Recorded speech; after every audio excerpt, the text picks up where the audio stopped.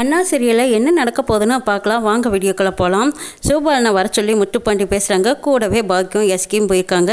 இந்த பாரில் சிவபாலா வீரக்கலத்தில் தாலி கட்டினதையும் மறந்துடு, நீ இனிமேல் வீராவை லவ் பண்ணு, துரத்தி லவ் பண்ணுங்கிறாங்க. அடப்போனே அவகிட்ட போய் நின்று பேசினாவே என்னை துரத்தி அடிக்கிற, எவ்வளோ தடவை தான் அடி வாங்கிறது, எனக்குன்னா ரோசை இருக்காதா என்னங்கிறாங்க. டே ரோசட்டி எல்லாம் பார்க்காத, அவள் கழுத்தில் நீ தாலி கட்டிட்டியல, நீ பொண்டாட்டியை ஏற்றுக்கிட்ட அது உண்மையாக இருந்தா நீ அவள் கழுத்தில் தாலி கட்டினதை மறந்துட்டு அவளை நீ லவ் பண்ண ஆரம்பிங்கிறாங்க. அண்ணே லவ் பண்ணுறதா, தாலி கட்டின பொண்டாட்டியை போய் லவ் பண்ணுறதாங்கிறாங்க. ஆமாண்டா எஸ்கே, இது வரைக்கும் நான் லவ் பண்ணிக்கிட்டு தான் இருக்கேன். அவள் பின்னாடியே சுற்றிக்கிட்டு இரு, அவள் திருப்பி உன்னை அடித்தானாலும் நீ அடியை வாங்கிக்கிட்டே இரு. எத்தனை தடவை தான் அடிப்பா, அடிக்க வரைக்கும் அடிக்கட்டும். அடித்து ஓஞ்சதுக்கப்புறம் இவன் பாவம் அப்படின்னு அவள் மனசு மாதிரி உன்கிட்ட பேச ஆரம்பிச்சிடுவாடாங்கிறாங்க முத்துப்பாண்டி. இது கெட்ட பாக்கியம் சொல்கிறாங்க. ஆமாலே சிவபாலா, அண்ணன் சொல்கிறத கேளு, அப்படித்தான் நினைப்பா. வீரா ரொம்ப நல்லவ, அவன் மனசு மாதிரி உன் கூட வந்துடுவாடா அப்படின்னு சொல்லவும் சிவபாலனும் சரின்னு நீ சொல்கிற மாதிரியே நானும் நடந்துக்கிறேங்கிறாங்க. இவங்க எல்லாரும் பேசிக்கிட்டு இருக்கிறதா பாண்டியம்மா ஒட்டி கேட்டுட்டு சவுந்தர பாண்டிக்கிட்ட போய் சொல்கிறாங்க. அல்லே சவுந்தரம் போச்சு எல்லாம் போச்சு. சோடாபுட்டி சிவபாலனை நடுவில் உட்கார வச்சு உன் பொண்டாட்டி பாக்கியம் அந்த ஆளாக்கி எசக்கி முத்துப்பாண்டி இவங்க எல்லாருமா சுட்டு நின்றுக்கிட்டு அவன் மண்டையை கழுவிக்கிட்டு இருக்காங்கடா. நீ என்னடானா இங்கே அசால்ட்டாக இருக்க. அதை என்னமோ வீராவை இங்கே கூட்டிகிட்டு வந்து அவன் கூட சேர்ந்து வாழ வைக்க சொல்லுவாங்க போல இருக்கு. எப்படி இருந்தாலும் இந்த வீரா இந்த வீட்டுக்குள்ள வந்துட்டா நம்ம கதை முடிஞ்சது. அந்த வீராவை மட்டும் இந்த வீட்டுக்குள்ள விடக்கூடாதுடா. ஏன்னா உன் சொத்தே பூரம் போச்சுடாங்கிறாங்க பாண்டியம்மா. அக்கா அதுக்கெல்லாம் நான் விட்டுற மாட்டாக்கா, இரு அவன் வர்றான், நான் பேசிக்கிறேன் அப்படின்னு சொல்லிட்டு சிவபாலன் வரவும் டே சிவபாலா இங்கே வாடான்னு கூப்பிட்றாங்க. டே சிவபாலா, நீ என்ன முடிவு பண்ணி வச்சிருக்கேன்னு கேட்குறாங்க சவுந்தர பாண்டி. அப்பா உங்கள் பேச்ச மீறியெல்லாம் நான் இந்த வீட்டில் எந்த முடிவும் எடுக்க மாட்டேன். வீரா கழுத்தில் தாலி கட்டினதுமா கட்டிட்டேன், ஆனால் வீரா கூட நான் சேர்ந்து வாழ மாட்டேன். இவங்க எல்லாரும் வீரா கூட சேர்ந்து வாழ சொல்லிக்கிட்டு இருக்காங்க. ஆனால் வீரா அப்படிப்பட்ட பிள்ளைகளை எப்போன்னு காத்திருக்கா, என்னை கூப்பிட்டு வச்சு பேச பார்க்குறா. வீரா கிட்ட மட்டும் கொஞ்சம் சிரித்து பேசிட்டா அவள் என் கூட வர தயாராக இருக்காப்பா. அதனால் நாளைக்கு காலையில் நீயும் ரெடியாயிரு, போய் அவகிட்ட தாலியை கழட்டி வாங்கிட்டு வந்துடுவோங்கிறாங்க. ஏண்டா அதை நீ கேட்டால் கொடுக்க மாட்டாளா, உங்கள் அப்பனும் கூட வரணுமா என்னென்னு கேட்குறாங்க பாண்டியம்மா. அட போக்கிருக்கத்தை, அப்பாவுக்கு தான் 4 விஷயம் தெரியும். ஒன்று அவகிட்ட கேட்டு வாங்கலாம், இல்லைன்னா பஞ்சாயத்து மூலமாக நம்ம வாங்கிக்கலாம். தனியாக பேசினா என்னை உள்ளே இழுத்து போட்டுருவாத்த. அப்பா நீ காலையில் கண்டிப்பாக வந்துடுங்கிறாங்க. சரியில்ல செவ்வாலா, நான் கூட நீ எங்கே கட்சி மாறிட்டியோன்னு நினச்சேங்கிறாங்க. அடப்போப்பா, நான் என்றைக்குமே ஓன் பையன்தான், நான் எப்படி கட்சி மாறுவேன், நீ என்ன சொல்கிறியோ அதான்ப்பா நான் கேட்பேன். சரிப்பா எனக்கு தூக்கம் வருது, நான் போய் படுக்கிறேங்கிறாங்க. சரிடா போ, ஆனால் உன் மனசை மட்டும் மாற்றிக்காதடா, வீரா கூட சேர்ந்து வாழணுங்கிற எண்ணம் வச்சிடாதீங்கிறாங்க. இல்லைப்பா உன் பேச்சை மாரி நான் வீரா கூட சேர்ந்து வாழவே மாட்டேன் அப்படின்னு சொல்லிட்டு போகிறாங்க சிவபாலன். இதை கேட்ட பாண்டியம்மாவும் சவுந்தர பாண்டிக்கும் பாத்தியாக்கா என் பையங்கிறத நிரூபிச்சிட்டான் பாருங்கிறாங்க. டே சவுந்தரம், என்னதான் இருந்தாலும் இவனை நம்பாதடா, இந்த சோடாபட்டியை நம்பினேன் வீணாக போயிடுவேங்கிறாங்க. அடப்போக்கா, ஏன் பையன் என்னைக்கு என்ன மாதிரி தான் இருப்பான், நீ பேசாமல் போய் தூங்கு போங்கிறாங்க. ஆமாம் நீ தூங்கு, எப்போ பார்த்தாலும் கும்பகர்ணன் தூங்குற மாதிரி தூங்கிட்டே இருங்கிறாங்க. ஆமாம் நான் கும்பகரணம், நீ கும்பகரணி. அடப்போக்கா, அதை பார்க்கா இனிமேல் என் பையனை தப்பாக சொல்லிட்டு இருக்காது, அவனை அப்படி நினச்சி கூட பார்க்காத. என் பையன் எப்பவுமே என்கிட்ட உண்மையை தான் சொல்லுவான், என் பக்கம்தான் இருப்பான். இது தெரியாமல் தானும் உறங்காமல் தன்னையும் உறங்க விடாமல் உளறிக்கிட்டே இருக்குது இந்த அக்கான்னு சவுந்தர பாண்டி புலம்பிட்டு போகிறாங்க. சண்முகம் வீட்டில் எல்லாரும் சாப்பிட்டுட்டு இருக்காங்க. அப்போ சாப்பிடும்போது சண்முகம் சொல்கிறாங்க, இதை பாருல ரத்னா, நீ எதுக்காக சாப்பிடாம கிடக்குற, எல்லாம் அண்ணா இருக்கான் பார்த்துக்கணும்ல, அண்ணன் பேரில் நம்பிக்கை இருந்தால் வந்து சாப்பிடுவாங்கங்கிறாங்க. அப்போ உடன்குடி சொல்கிறாங்க, ஆமலை ரத்னம், நம்மளுக்கு ஒரு வெளிச்சம் கிடைச்ச மாதிரி இனிமேல் நீ கவலையே பட வேண்டியதில்லை, அந்த அறிவழகன் மாலதியை ஒன்றும் கொல்லலை அப்படின்னு சொன்னதும் உடனே சண்முகம் உடன்குடி மேலே கோவப்படுறாங்க. உடன்குடி வாய் மூடிட்டு அமைதியாக சாப்பிட மாட்டிங்களா, ஏதாவது ஒன்று பேசிகிட்டே தான் இருப்பீங்களா, சாப்பிடும்போது தொன்னு பேசாதீங்க, பேசாமல் சாப்பிடுங்கிறாங்க. மறுபடியும் ரத்னா, அண்ணே ஏதாவது விஷயம் கிடச்சிருக்கா, அறிவழகனை காப்பாற்றுறதுக்கு வாய்ப்பு கிடச்சிருக்காங்கிறாங்க. அல்ல ஆமாம்ல, நீ ஒன்றும் கவலைப்படாத, நீ சாப்பிடுவா அப்படின்னு கூப்பிட்றாங்க உடன்குடி. வீரா சண்முகத்துக்கிட்ட, அண்ணே நான் வேலைக்கு போகலான்னு இருக்கிறேங்கிறாங்க. ஆமாம்ல, நீயும் வேலைக்கு போ, ரத்னாவும் வேலைக்கு போகட்டும், ஏன் வீட்லேயே முடங்கி கிடக்குறீங்க, நடந்தது எல்லாம் மறந்துட்டு நீங்கள் எல்லோரும் போங்கங்கிறாங்க. அப்போ கனி சொல்கிறாங்க, அண்ணே நம்ம அக்காவை ஸ்கூலில் எல்லோரும் என் காது படவே பேசுகிறாங்க, மாலதி டீச்சர் இறந்ததுக்கு காரணம் நம்ம ரத்தன அக்கான்னு சொல்கிறாங்க. இதுவே நம்ம ரத்தனக்கா காதுபட பேசினாங்கன்னா அக்காவுக்கு கஷ்டமாக தானே இருக்குங்கிறாங்க. அப்போ சண்முகம் யோசித்து பார்த்துட்டு, சரியில்லை ரத்னா, அது உன்னோட விருப்பம், போக பிரியம் இருந்தால் போ, இல்லைன்னா இருங்கிறாங்க. அண்ணன் அறிவழகன் வெளியில் வரட்டும், அதுக்கப்புறம் அறிவழகன் நான் 2 பேருமா சேர்ந்து ஸ்கூலுக்கு போய்க்கிறோன்னு சொல்லிடுறாங்க ரத்னா. இந்த பக்கம் வீரா, அண்ணே நாளையிலேருந்து நான் ஆஃபீஸ் போகிறேங்கிறாங்க. சரியில்லை வீரா நீ கிளம்புங்கிறாங்க. முடிச்சதுக்கப்புறம் சண்முகம் உடன்குடியை கூப்பிட்டு திட்டுறாங்க. என்ன உடன்குடி, நான் யாருக்கிட்டையும் இந்த விஷயத்த சொல்ல வேண்டாம்னு சொன்னேன், நீ என்னடானா ரத்னா கிட்ட சொல்லிடுவா போல இருக்குது, இதனால் எவ்வளோ பெரிய பிரச்சனை வரும் தெரியுமா, வெங்கடேஷ் மட்டும் நமக்கிட்ட இருக்கிற உண்மை தெரிஞ்சது நிச்சயமாக அந்த வைஜெயந்தியும் சரி குருவும் சரி விட்டு வைக்க மாட்டாங்க. அதுக்கப்புறம் நம்மளுக்கு கிடைச்ச ஆதாரம் எல்லாம் போயிடும். அறிவழகனை எப்படி வெளியே கொண்டு வரது? புரிஞ்சுக்காமல் நீங்கள் போய் ரத்னா கிட்ட உண்மையை வளர வைக்க போகிறீங்கன்னு கேட்குறாங்க. இல்லை சண்முகம், ரத்னாவை பார்க்க பாவமாக இருந்துச்சு, அவள் சாப்பிடாம வேற கிடந்தா, அதை பார்த்துட்டு தான் நான் சரி ஒரு நம்பிக்கை கொடுக்கலான்னு தான் அப்படி சொன்னேங்கிறாங்க. நீங்கள் ஒரு நம்பிக்கையும் கொடுக்க வேண்டாம், நம்ம எல்லாம் காரியத்தில் கண்ணாக இருக்கணும். கெட்டிக்க ரத்தனமாக எப்படியாவது அறிவழகனை வெளியே கொண்டு வரணும், வெங்கடேஷை காப்பாற்றி வச்சுக்கணும். வெங்கடேஷ் நம்மக்கிட்ட இருக்கிற விஷயம் ஒரு துளி கூட வெளியில் போகக்கூடாது, நம்ம கட்டி காப்பாற்ற வரைக்கும் தான் நம்மளால உண்மையை கொண்டு வர முடியும்னு சொல்லிடுறாங்க சண்முகம். ஆமாண்ணே உடன்குடியண்ணா, நீங்கள் அவசரப்பட்டு வாய் விட்டுறாதீங்க, யார்கிட்டையும் இங்கே சொன்ன மாதிரி வெளியில் சொல்லிடாதீங்க, அப்புறம் நம்ம மாட்டிக்கிறோம். வைஜெயந்திக்கிட்ட இருந்து வெங்கடேஷை காப்பாற்றவே முடியாதுன்னு சொல்லிடுறாங்க பரணி. சரி பரணி பாப்பா, நான் ஏதோ உணர்ச்சி வசப்பட்டு சொல்லிட்டேன், இனிமேல் சொல்ல மாட்டேன்னு சொல்லிடுறாங்க உடன்குடி.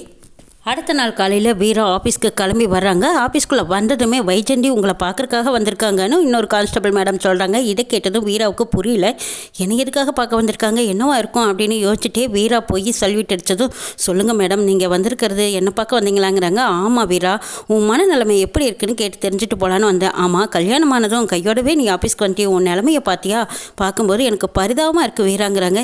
என்ன மேடம் செய்கிறது, சிவபாலன் இப்படி பண்ணுவான்னு நான் எதிர்பார்க்கலைங்கிறாங்க வீரா. மேடம் அதுக்கு முன்னாடி உங்ககிட்ட பர்சனலாக ஒரு விஷயம் கேட்கணுங்கிறாங்க. கேளுமா, என்ன கேட்கணும்னு தோணுதோ கேளு, என்கிட்ட எதுக்கு தயக்கங்கிறாங்க வைஜெயந்தி. ரொம்ப நல்லவங்க மாதிரி பேசும்போது வீராவும், ஆமாம் மேடம் உங்கள் மகனை பற்றி தான் நான் உங்ககிட்ட கேட்கணும். சிவபாலன் என்கிட்ட ஒரு விஷயம் சொன்னான்னு சொன்னதுமே, என்ன சொன்னாவன், அவனை தூக்கி உள்ளே வச்சிடலாமா, அவன் பண்ணன அயோக்கியத்தனத்துக்கு அவன் என்ன தான் அப்படி சொன்னான் அப்படின்னு கேட்குறாங்க வைஜெயந்தி. மேடம் உங்கள் பையனை பற்றி தான் சொன்னார், உங்கள் பையன் பேரில் நிறைய கேஸ் இருக்கிறதா சொன்னாருங்கிறாங்க. இதை கேட்டதும் வைஜெயந்தி அதிர்ச்சி அடைகிறாங்க. இருந்தாலும் அதை மறைக்கிறதுக்காக கைத்தட்டி சிரிக்கிறாங்க. அடே அப்பா, எங்களை பற்றி அப்படியெல்லாம் சொன்னா, என் பையன் முகத்தை பார்த்தா அப்படியாம்மா தோணுது, வேலை என் பையன் அப்படியெல்லாம் ஒரு தப்பு பண்ணியிருந்தா பத்திரிக்கைக்காரங்களாம் சும்மா விட்டுருவாங்களா, இல்லை இந்த வேலை தான் எனக்கு நினச்சிருக்குமா, யோசிச்சு பாருங்கிறாங்க. வேற அதை யோசிச்சு பார்த்துட்டு, அட ஆமாம் மேடம் நான் இதை யோசிக்கவே இல்லை, சிவபாலன் ஒரு அயோக்கியம், உங்களை பற்றி தப்பாக சொன்னது மட்டும் இல்லாமல் என் கழுத்தில் தாலியை கட்டி எப்படியெல்லாம் உங்கள் பையனை பற்றி தப்பாக என்கிட்ட சொல்லிட்டான், மேலே எனக்கு இன்னும் கோவம் ஆத்திரமாக தான் இருக்குதுன்னு சொல்லிட்டு இருக்கும்போது குரு ஃபோன் பண்ணிடுறாங்க. வைஜெயந்தி நம்பரை பார்த்ததும், சரி வீரா எனக்கு ஒரு முக்கியமான கால் வருது, நீங்கள் கிளம்புங்கிறாங்க. வீரா அங்கேருந்து கிளம்பிடுறாங்க. என்ன குரு, ஏதாவது முக்கியமான தகவல் கிடைச்சதாங்கிறாங்க. ஆமாம் மேடம், சண்முகத்தோடவே சுற்றிட்டு இருப்பானே அந்த உடன்குடி, அவன் தான் ஒரு பண்டல் கிளாத் வாங்கியிருக்கான் மேடம்ங்கிறாங்க. கண்டுபிடிச்சோமா, சரி கிட்டத்தட்ட வெங்கடேசன் நெருங்கிட்ட மாதிரி தான் இருக்குது. சரி அந்த உடன்குடையை கிடைச்சான்னா உடனே கையோட தூக்கிட்டு உண்மை என்னென்னு கறந்துடுங்கிறாங்க வைஜெயந்தி. சரி மேடம் நான் பார்த்துக்கிறேன், இன்னைக்கு பொழுதுக்குள்ளேயே வெங்கடேசை கையும் களவுமா பிடிச்சு கொண்டு வந்து சேர்த்துறேன்ட்டு போகிறாங்க. வீரா வெளியில் வராங்க. சிவபாலன் வீராவை பார்க்கணுன்னு நின்றுட்டு இருக்காங்க. வீரா வந்து சிவபாலனை பார்த்ததும், எதுக்குடா இங்கே வண்டின்னு கேட்குறாங்க. நான் கேஸ் கொடுத்துட்டு போகலான்னு வந்திருக்கேங்கிறாங்க. எது கேஸ் கொடுக்க போறியா, மரியாதையாக இங்கேருந்து போய்ட்டு என் கோவத்தை கலராதேங்கிறாங்க. இதை பாரு, நான் ஒன்றும் உன் வீட்டுக்கு முன்னாடி வந்து நிற்கல, போலீஸ் ஸ்டேஷனுக்கு முன்னாடி வந்து நிற்கிறேன், நீ என்னை போன்னு சொல்கிறதுக்கு உனக்கு எந்த உரிமையும் இல்லை. இதை பாருல வீரா, நான் உங்ககிட்ட கொஞ்சம் நேரம் பேசணும், இங்கே பேச வேண்டாம், வா அப்படி டீ கடையில் உட்காந்து டீ குடிச்சிக்கிட்டு பேசலான்னு கூப்பிடுறாங்க. இதை பாருடா, மரியாதையாக போறியா இல்லை உனக்கு கான்ஸ்டபிளை விட்டு அடித்து துரத்துட்டுமாங்கிறாங்க. வீரா கோத்தியெல்லாம் தூக்கி போட்டுட்டு கொஞ்சம் சமாதானமாக என் கூட பேச வாங்குறாங்க. நான் ஒன்றும் உன் கூட சமாதானம் பேச வரல அப்படின்னு சொல்லிட்டு வீரா கோவமாக இருக்காங்க. சிவபாலன் வீரா கையை பிடிக்கிறாங்க. ரெண்டு பேரும் கைப்பிடிச்சிட்டு இருக்கும்போது அந்த பக்கமாக வைஜெயந்தி பார்த்துக்கிறாங்க. என்னது, சிவபாலன் நேரடியாக வந்து வீரா கையை உரிமையோடு பிடிச்சிட்டு இருக்கான், இதை இப்படியே விடக்கூடாது, சிவபாலனையும் வீராவையும் எப்படியாவது பிரிச்சிடணும். அதுக்கப்புறம் அவங்க ரெண்டு பேர்த்தையும் பிரிச்சுட்டு வீராவை நம்ம வீட்டுக்கு மருமகளாக கொண்டு வந்து நான் நினச்ச மாதிரி மறுபடியும் சண்முகம் குடும்பத்தை பழிவாங்க சரியான வாய்ப்பை உருவாக்கிக்கணும்னு நினைக்கிறாங்க வைஜெயந்தி. வீரா கோவத்தோட திரும்பவும் வீட்டுக்கு வராங்க. வீட்டுக்கு வந்து சண்முகத்துக்கிட்ட நடந்தது எல்லாம் சொல்கிறாங்க. இதை கேட்ட சண்முகம் சிரிக்கிறாரு. எனக்கு வர்ற கோபத்துக்கும் ஆத்திரத்துக்கும் சிவபாலனை அதே இடத்துல வச்சு அப்படியே அடின்னு அடிக்கணும்னு தோணுது, இல்லைன்னா ஜெயிலையாவது பிடிச்சி போடணும்னு தோணுதுன்னு. ஆனால் சிவபாலன் பண்ணுறது கொஞ்சம் கூட சரியில்லைங்கிறாங்க. இதையெல்லாம் கேட்டுட்டு இருந்த சண்முகம் சிரிக்கிறாங்க. என்னென்ன நான் இவ்வளோ சீரியஸாக சொல்லிட்டு இருக்கேன், நீ சிரிக்கிற, இந்த சிவபாலன் பண்ணின காரியத்துக்கு உனக்கு சிரிப்பு வேற வருமா, ஏன்னு இப்படி நடந்துக்கிறேன்னு கேட்குறாங்க. வீரா, இல்லை வீரா நான் சிரிக்கிறதுல அர்த்தம் இருக்கு, நீ கொஞ்சம் அமைதியாக இருங்கிறாங்க. இல்லைண்ணே, நீ சிவபாலனை ஏதாவது ஒன்று பண்ணுன, அவன் அடிக்கடி என்னை இப்படியே டார்ச்சர் கொடுத்துட்ருக்கான் அப்படின்னு சொல்லவும், அவன் செய்கிறதெல்லாம் சரிதான், நீ அவனை பற்றி தப்பாக புரிஞ்சுக்கிட்டே எதுவும் பேசாதீங்கிறாங்க சண்முகம். இதை கேட்டதும் வீராவுக்கு ஒன்றுமே புரியல. நேற்று வரைக்கும் அண்ணன் சிவபாலன் மேலே கோபமாக இருந்தது, இப்போ என்னடானா சிவபாலனுக்காக அண்ணன் சமாதானமாக பேசுறது ஒன்றும் புரியலையேன்னு இருக்காங்க. சண்முகம் ரத்னாவை பார்க்குறாங்க. ரத்னா அழுதுகிட்டே கொண்டிருக்காங்க. பரணியும் சோகமாக இருக்காங்க. இதை பாருல பரணி, இன்னைக்கு வீட்டில் சமைக்க வேண்டாம், நான் சந்தோஷமாக இருக்கேன், அதனால எல்லாத்துக்கும் சேர்த்து பாய் கடை பிரியாணி வாங்கிட்டு வரேங்கிறாங்க. சண்முகம் சொன்னதை கேட்ட வைகுண்டம் சரி, ரத்னா, வீரா இவங்க எல்லாரும், என்னது நம்ம குடும்ப நிலைமை இருக்கிறதுக்கு இன்னைக்கு இவன் சந்தோஷமாக இருக்கேன்னு சொல்கிறானே, இவளுக்கு எல்லாரும் ஆளுக்கு ஒரு மூலையில் உட்காந்து அழுது புலம்பிக்கிட்டு இருக்காளுங்க. இவன் சந்தோஷத்தில் இருக்கேன்னு சொல்கிறான், இன்றைக்கி பிரியாணி வேறு வாங்கிட்டு வரேன்னு சொல்கிறான். உண்மையிலேயுமே அவன் சந்தோஷமாக இருந்தால் மட்டும்தான் பிரியாணி வாங்கிட்டு வருவான். என்னதான் நடக்குதுன்னு நமக்கு ஒன்றுமே புரியலையேன்னு வைகுண்டம் பரணியை பார்க்குறாங்க. வைகுண்டத்தை பார்த்து பொறுமையாக இருங்க மாமா, எல்லாம் சரியாக போய்கிட்டு இருக்குதுங்கிறாங்க. ஒன்றும் புரியாத வைகுண்டம் ரத்னாவையும் வீராவையும் பார்த்துட்டு இருக்காங்க. வீரா ரத்னா அழுதுகிட்டு இருக்கும்போது கனி ஓடி வந்ததும், பிரியாணி வாங்கிட்டு வந்திருக்கியா? பிரியாணி எல்லாருமே ரசித்து சாப்பிடுவோம், ஆனால் அக்கா 2 பேரும் இருக்கிற நிலமையில எப்படி என்ன சாப்பிட முடியும்? எல்லாத்துக்கும் மனசுக்கு கஷ்டமாக இருக்குதுங்கிறாங்க. இதை பாருல கனி, என் மேலே நம்பிக்கை இருக்கிறவங்க வந்து சாப்பிடுவாங்க அப்படின்னு சொல்லவும், அண்ணே நான் உன்னை நம்புறேன் அப்படின்னு சொல்லிட்டு கனி வருவா எனக்கு கூடனே அப்படின்னு வாங்கவும், என்னை நம்புற எல்லாம் சந்தோஷமில்ல கனி, இந்த சாப்பிடு அப்படின்னு சண்முகம் கனிக்கு ஊட்டி விடுறாங்க. இந்த பக்கமாக வீராவும் கிட்ட வந்து, அண்ணே உன்னை நான் நம்புறேன், நீ எப்படி இருந்தாலும் என் வாழ்க்கையை சரி பண்ணுவேன்னு எனக்கு தெரியும், ஆனால் இருந்தாலும் சிவபாலன் பண்ண துரோகத்தை நீ வந்து தட்டி கேட்பேங்கிற நம்பிக்கையில் தான் இருக்கேங்கிறாங்க. எல்லாம் நான் சரி பண்ணுறேன், என் மேலே நம்பிக்கை இருந்தால் வந்து சாப்பிடுவா அப்படின்னு வீராவும் ஆசையாக வந்து அண்ணனை ஊட்டி விட சொல்லி சாப்பிட்றாங்க. ரத்னாவுக்கு இன்னும் என் மேலே நம்பிக்கை இல்லை போல இருக்குது, அதனால தான் வரலன்னு சொன்னவும் ரத்னா அழுதுகிட்டே வந்து, அண்ணன் அறிவழகன் இருக்கிற நிலைமையை நினச்சா எனக்கு சாப்பாடே இறங்க மாட்டேங்குது, உன் மேலே எனக்கு நம்பிக்கை இருக்குது, நிச்சயமாக நீ ஏதாவது ஒரு வழி பண்ணி அறிவழகனை வெளியில் கொண்டு வருவேன், ஆனால் இன்னை வரைக்கும் இன்னும் அறிவழகனை வெளியில் கொண்டு வரக்கான எந்த முயற்சியுமே எனக்கு தெரியலையே, அதுதான் எனக்கு கஷ்டமாக இருக்குதுங்கிறாங்க. இதை பாரில் ரத்னா, என் மேலே நம்பிக்கை இருந்தால் இந்த சாப்பாட்டை சாப்பிடுன்னு சொல்கிறாங்க. அப்போ காணி சொல்கிறா, என்னதான் இருந்தாலும் இந்த பிரியாணிக்கு எதுவுமே ஈடாகாது இல்லைக்கா, அதுவும் பாய்க்கடை பிரியாணின்னா அவ்வளோ சூப்பராக இருக்குது அப்படின்னு கனி ரசிச்சுக்கிட்டே சாப்பிட்டுட்டு இருக்காங்க. ரத்னா கனியை பார்க்குறாங்க.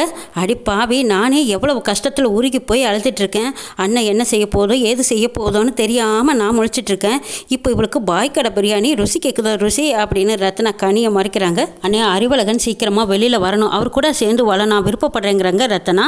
இந்த பக்கம் வீரா சொல்கிறாங்க, சிவபாலனை சீக்கிரமாக நான் டைவர்ஸ் பண்ணிவிட்டு அவங்ககிட்ட இருந்து எனக்கு விடுதலை வேணும்னா நான் சிவபாலன் கூட எந்த காலத்திலும் வாழ மாட்டேன், அவன் பண்ண துரோகத்தை என்னால் மன்னிக்கவே முடியாதுன்னு சொல்லிட்டு இருக்காங்க. 2 பேர்த்தோட பிரச்சனையும் கேட்டுட்டு சண்முகம் சிரிச்சிட்டு இருக்காங்க. இதுக்கு பின்னாடி இருக்கிற வைஜெண்டியை சும்மா விடமாட்டேன், இருக்கட்டும், வைஜெண்டியை இன்னைக்கு வீரா சந்திச்சுட்டு வந்திருக்கா, வைஜெண்டி இவகிட்ட நல்லவ மாதிரி தான் நடித்து வேஷம் போட்டிருப்பா, தந்திரமான முறையில் வைஜெண்டியை எப்படி முகத்திரியை கிழிக்கணுமோ அப்படி முகத்திரியை கிழிச்சு வைஜெண்டியை கூண்டில் ஏற்றுறேன்னு நினச்சிட்டு இருக்காங்க சண்முகம். பரணி கிளினிக்கு என்னெல்லாம் தேவைப்படுதோ அதெல்லாம் உடன்குடி கிட்ட சொல்லியிருக்காங்க. உடன்குடியும் போய் வாங்குறதுக்காக போகிறாங்க. உடன்குடி வாங்கிட்டு வரும்போது டீ சாப்பிட்டு வராங்க. அப்போ குரு வந்ததும் எங்கடா போயிட்டு வந்தேங்கிறாங்க. டீ கடைக்கு போயிட்டு வந்தேங்கிறாங்க. ஏண்டா என்கிட்ட பொய்யா சொல்கிற, கையில் என்னடா வச்சிருக்க அப்படின்னு கேட்கவும், இது பரணி பாப்பா வாங்கிட்டு வர சொல்லிச்சு, அதான் வாங்கி வந்துட்டு வரேங்கிறாங்க. அப்படியா, அப்போ வெங்கடேஷ் அங்கே தான் இருக்கான், ஒரு பண்டல் காட்டன் கிளாத் வாங்கினியான்னு கேட்குறாங்க. ஆமாம் வாங்கினேன்னு சொல்கிறாங்க உடன்குடி. இது எல்லாமே அப்படியே சண்முகத்துக்கு ஃபோன் கால் போட்டுடுறாங்க. ஃபோனில் கேட்டுட்டு இருந்த சண்முகம் பரணி 2 பேரும் உஷாராயிடுறாங்க. இந்த பக்கம் குரு உடன்குடியை கையோடு அங்கே கிளினிக்கு இழுத்துட்டு வராங்க. வரதுக்கு முன்னாடி உள்ளே நுழைஞ்சதும் பரணிக்கிட்ட கேட்குறாங்க, வெங்கடேஷ் இங்கே இருக்கானாங்கிறாங்க. இங்கே இல்லையே, அவர் எதுக்கு இங்கே வந்தாருன்னு கேட்குறாங்க. இல்லை, ஒரு குற்றவாளி, அவனை நாங்கள் தேடிக்கிட்டு இருக்கோம், தப்பிச்சு வந்துட்டான், அவன் இங்கே இருக்கானோன்னு எங்களுக்கு சந்தேகமாக இருக்குது, நாங்கள் கிளினிக் பூரா தேடி பார்க்கணுங்கிறாங்க. சரி பாருங்க அப்படின்னு சொல்லிடுறாங்க பரணி. உள்ளே போய் பார்க்குறாங்க, வேறு ஒருத்தர் தான் அப்படியே போட்டு படுத்திருக்காங்க. அவங்களுக்கு கட்டெல்லாம் போட்டிருக்காங்க, அவங்களுக்கு ட்ரீட்மெண்ட் கொடுத்துட்ருக்காங்க பரணி. இதை பார்த்துட்டு வந்த குரு, மன்னிச்சிடுங்க, நாங்கள் தேடி வந்த வெங்கடேஷ் இவர் இல்லைங்கிறாங்க. என்ன, உங்கள் வெங்கடேஷை விட்டுட்டீங்களா இல்லை விட்ட மாதிரி விட்டு பிடிக்கிறீங்களான்னு கேட்குறாங்க சண்முகம். இதை கேட்டதும் குரு சொல்கிறாரு, இல்லை சண்முகம், அவனை நாங்கள் அரெஸ்ட் பண்ணிட்டோம், கோர்ட்டு கூட்டிகிட்டு போகிறக்கலையே எங்கள் கிட்டேருந்து தப்பிச்சிட்டான், அவனை தான் நாங்கள் தேடிக்கிட்டு இருக்கோங்கிறாங்க. சரி போய் தேடி பாருங்க, அவன் எதுக்கு இங்கே வரான், இங்கே வந்தால் என் கையாலேயே நான் கொண்டுட மாட்டேனா? குரு சார், வெங்கடேஷை கண்டுபிடிச்சிட்டிங்கன்னா எனக்கு ஒரு தகவல் கொடுங்க, என் கையால் அவனை நான் கொன்னே போட்டுறேன்னு சொல்கிறாங்க சண்முகம். சண்முகத்தோட கோபத்தை பார்த்த குரு உண்மைன்னு நம்பிட்டு, சரி சண்முகம், அவனை நீ எங்கேயாவது பார்த்தாலும் எங்ககிட்ட சொல்லு, தகவல் சொல்லணும், நாங்கள் வந்து அள்ளிக்கிட்டு போயிடுறோன்னு சொல்லிட்டு போகிறாங்க குரு. பரணி பெருமூச்சு விடுறாங்க. அப்பாடா, எப்படியோ வெங்கடேஷை காப்பாற்றியாச்சு. இந்த குரு கையில் மட்டும் வெங்கடேஷ் கிடச்சிருந்தானா நிச்சயமாக தூக்கிட்டு போய் கொன்னே போட்டிருப்பாங்க. அதுக்கப்புறம் அவனை பற்றி யாருமே கேட்க யாரும் இல்லாமல் போயிருப்பாங்க. நல்ல வேலை, சண்முகம் சந்தேகப்பட்ட மாதிரியே வைஜெண்டி குருவை அனுப்பியிருக்கான் பாருன்னு நினச்சிட்டு இருக்காங்க. குரு வெளியில் போனதும் வைஜெண்டிக்கு ஃபோன் பண்ணி, சண்முகத்தை கையில் வெங்கடேஷ் சிக்கலை, அவன் எங்கே மறைவாக இருக்கான்னு அதான் தெரியல மேடம்ங்கிறாங்க. என்ன குரு இப்படி சொல்கிற, கைக்கு கிடச்சவனையும் நான் அழுவ விட்டுட்டேன், இன்னமும் அவனை உன்னால் கண்டுபிடிக்க முடியலேன்னு சொல்கிறீங்கிறாங்க. ஆமாம் மேடம், இங்கே பரணியோட கிளினிக்கில் அவ்வளோ ஒன்றும் பெரிய வசதியெல்லாம் கிடையாது, ஏதோ ஒரு ஆள் அடிபட்டு வந்திருக்கான், அவனுக்காக ட்ரீட்மெண்ட் கொடுத்துட்ருக்காங்க. குண்டடிப்பட்ட வெங்கடேஷ் எல்லாம் காப்பாற்றுற அளவுக்கு பரணியோட கிளினிக் அவ்வளோ பெருசும் இல்லை, பரணி அவ்வளோ பெரிய டாக்டரும் இல்லை அப்படின்னு குரு சொல்லிட்டு இருக்கும்போது வைஜெண்டியும் நம்பிக்கிறாங்க. சரி குரு, இன்னும் முயற்சி பண்ணுங்க, எங்கேயாவது இருப்பான், கண்டிப்பாக எங்கேயாவது மறைஞ்சிருப்பான், அவனை தேடி கண்டுபிடிச்சி கொண்டு வந்தால் தான் நம்மளால் நிம்மதியாக இருக்க முடியுங்கிறாங்க. சரி மேடம், நான் தேடி பார்க்குறேன்னு சொல்லிட்டு குரு அங்கங்கே தேடிக்கிட்டு இருக்காங்க. வைஜெண்டி தூக்கம் இல்லாமல் கொண்டிருக்காங்க. இந்த பக்கம் சண்முகம் வைஜெண்டி எதுக்காக இப்படி ஒரு வேலையை பார்த்தான்னு கண்டுபிடிக்கிறதுக்காக இவங்க ஒரு பக்கம் வைஜெயந்தி யாரு, எப்படிப்பட்டவ, இவளுக்கு எனக்கு என்ன சம்மந்தம், என்ன பகை, எதுவுமே தெரிஞ்சுக்க முடியல. விசாரிச்சா வைஜெயந்தியை பற்றின தகவல் தெரிஞ்சுக்கலான்னு யோசிச்சு பார்த்த சண்முகம் டிஐஜி போய் பார்க்குறாங்க. சார், இந்த வைஜெயந்தி யாருன்னு எனக்கு தெரியல, அவங்கள பற்றி கொஞ்சம் டீட்டெயில் தெரிஞ்சுக்கணுங்கிறாங்க. அப்புறம் தான் டிஐஜி சொல்கிறாரு, அது விருமனோட மனைவி வைஜெயந்தி, அவங்களோட போஸ்டிங்கை தான் இவங்களுக்கு கொடுத்துருக்காங்கங்கிறாங்க. இதை கேட்ட சண்முகம் அதிர்ச்சி அடைகிறாங்க. ஓ, அந்த திருச்செந்தூர் முருகனுக்காக வெளிநாட்டுக்காரங்க கிரீடம் கொண்டு வந்தாங்களே, அந்த கிரீடத்தை திருட வந்த அந்த விருமனோட பொண்டாட்டியே இவங்க அப்படின்னு உண்மை தெரிஞ்சதுக்கு அப்புறம் தான் சண்முகம் உஷாராகிறாங்க. ஓஹோ, அந்த கிரீடம் தான் இது எல்லாத்துக்கும் காரணமா, அது கிடைக்கலைங்கிறக்காகத்தான் அந்த விருமன் செத்தான், அவனை செத்ததுக்கு நாங்கள் காரணம்னு சொல்லித்தான் இந்த வைஜெயந்தி எங்களை பழிவாங்க வந்திருக்காளா, இவ்வளோ சும்மா விடக்கூடாதுன்னு சண்முகம் வைஜெயந்திக்கு பெரிய ஆப்பு வச்சது மட்டும் இல்லாமல் பெரிய குழி தோன்றாங்க. அந்த குழியில் தான் வைஜெயந்தி, குரு, மற்ற சவுந்தரபாண்டி, பாண்டியம்மா இவங்க எல்லாருமா சேர்ந்து ஒன்றா விழுறாங்க. எப்படியெல்லாம் விளைவிக்க போகிறாங்க சண்முகங்கிறதையும் நாளை சொல்ல பார்க்கலாம்.